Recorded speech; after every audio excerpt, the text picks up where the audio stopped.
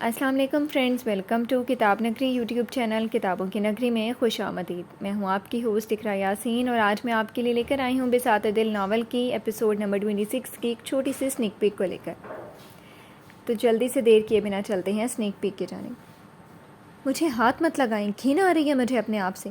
وہ چیخی تو شہرام کے تاثرات سپاٹ ہوئے۔ آنکھوں میں سنجیدگی اتری، اس نے میرال کو جھٹکے سے مزید اپنے قریب کھینچا۔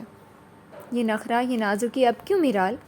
جب تو بہت محبت کے راگ الاپتی تھیں، اب کیا ہوا؟ تمہیں تمہاری محبت مل گئی اور کیا چاہتی ہو؟ ہاں، محبوب نہیں، شوہر ہوں تمہارا۔ آئندہ میرا ہاتھ جھٹکنے کی جرات مت کرنا۔ اس کی سانسوں کی تپش سے میرال کو اپنا چہرہ جلتا ہوا محسوس ہوا۔ وہ کب اتنا مہربان ہوا تھا؟ محبت تو اب بھی نہیں تھی، صرف حق تھا، ملکیت کا احساس تھا۔